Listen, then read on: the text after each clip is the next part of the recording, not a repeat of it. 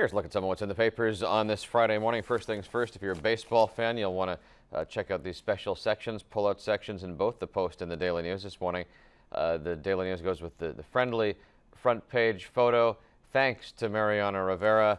And in the Post, you've got this headline, Exit Sandman, with Mariano walking off into the distance. Mike Lupica in the Daily News column on the topic of Mariano Rivera's retirement says he has been better at what he does than any ball player who ever lived. In the Post special section, Mike Vaccaro says this is the perfect way for Rivera to end his career when he still got it, rather than with an injury or a whimper if he hung on for too long. I should comment that that may be the best news for the Yankees this weekend. The headline on the back page of the Post says, going, Blue Jays put another nail in Yankees' coffin. Let's go to page 3 of this newspaper. The Grand Theft Auto game did an astounding amount of business this week. $800 million in sales. And when you put that into perspective, like a blockbuster movie maybe does 1/8 of that in its opening weekend. The Post, looking at some of the content of Grand Theft Auto, there is a parody of Facebook called Life Invader. And at one point, players of Grand Theft Auto can cause the body of a Mark Zuckerberg-like character to end up headless on the floor. Some things are fun to try just because, not for any practical reason. It has been determined now that you can set up your iPhone, if you have the new fingerprint identification iPhone, you can set it up to be unlocked by your cat's paw rather than your own fingerprint. We posted some big media news on page 30 this morning. I mentioned in the Wall Street Journal as well. Long-time Wall Street Journal tech columnist Walter Mossberg is going to leave the paper, as is his colleague Kara Swisher.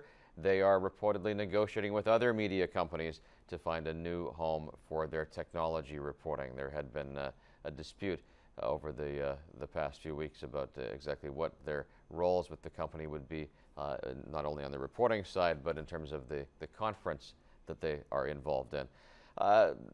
Caught in the act video on the front page of the Staten Island Advance this morning, halfway down the page here, a man and a woman brazenly stealing packages from the doorstep of a home on Highland Boulevard. We buy so much stuff online now, and you want to know that when the UPS guy drops it off, there's not going to be people like these two clowns who you can see their vehicles out their doors open so that they can race these packages in and drive off with this lady's packages that were left on her front doorstep. Journal movie critic let's go to AM New York. Love the headline here. Hair ye, hair ye. There has not been a mayor in New York City with a beard in 100 years. Joe Lhota would break that trend. Worth noting that Bill de Blasio had a beard until 2 years ago, but says he shaved it off when he started going gray. Now let's get to the Wall Street Journal. Front page over on the right side, on the health insurance marketplaces that are supposed to be launching soon. The Journal says the government software is not working. Over here on the right side of the page, the story says the government software can't reliably determine how much people need to pay for coverage, according to insurance executives and people familiar with the implementation of the program. Wall Street Journal movie critic Joe Morgenstern says despite some weak spots, the movie industry is alive and well. The piece in the Arena section is titled In Defense of the Movies. Are younger athletes the slowest generation?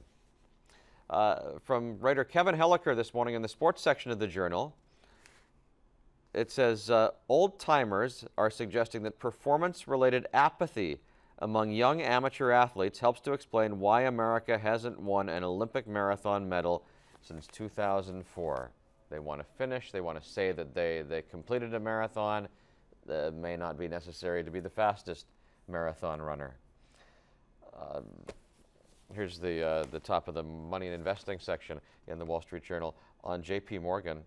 There was a time when $1 billion would have settled an SEC investigation with some certainty, but the reports after this London whale settlement are that even still the SEC is looking at a civil investigation of individual employees, even after the company came to this agreement over the allegations against it. Front page of the Greater New York section and the front page of the Times both have the news that the ERB is on the way out. The ERB is the test that has been widely used to screen kindergarten kids for private schools in New York City. The association of those schools says the test has been rendered much less effective because there's so much test prep. In other words, the test prep industry did such a good job preparing these 4- and 5-year-olds to sit with the examiner that it has now rendered the exam almost useless, and the test prep industry has effectively put itself out of business. To the front page of the Times now, over on the right side, the news that Iran will be flexible in discussing a nuclear deal that would end economic sanctions. Along with that, down here below that is a news analysis commenting on how much has changed in the past couple of weeks since the president was pushing for military action in Syria.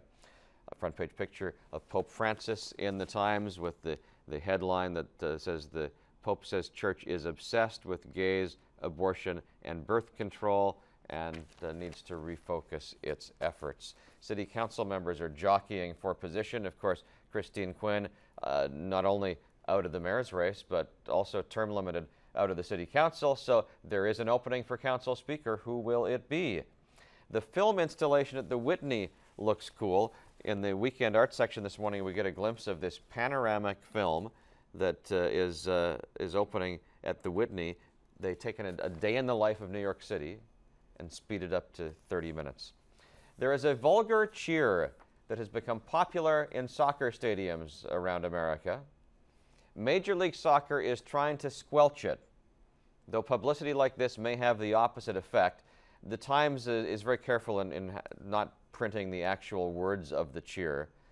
They call it the YSA chant. I know you're all Googling YSA if you're not familiar with it.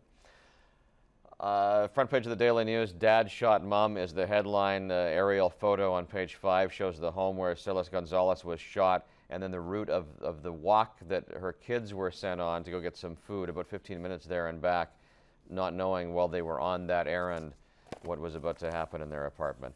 The Daily News headline on the Pope's comments is quite blunt. He says, "Get over it." The Pope talking about the stance on gay marriage, abortion, and contraception. Pope Francis, it says, has a blunt new message for his flock. Enough with all the yammering about gay marriage, abortion, and contraception. He said, it's not necessary to talk about these issues all the time. I wanted to finish with a thank you to Colin Myler and Bill Holliber and their staff at the Daily News. They had me as MC yesterday for the Hometown Heroes Awards for the top teachers in the city. There they are, lined up at the awards breakfast yesterday, the 11 recipients described in the headline as our city's class acts. Let's look at some of what's in the papers on this Friday morning.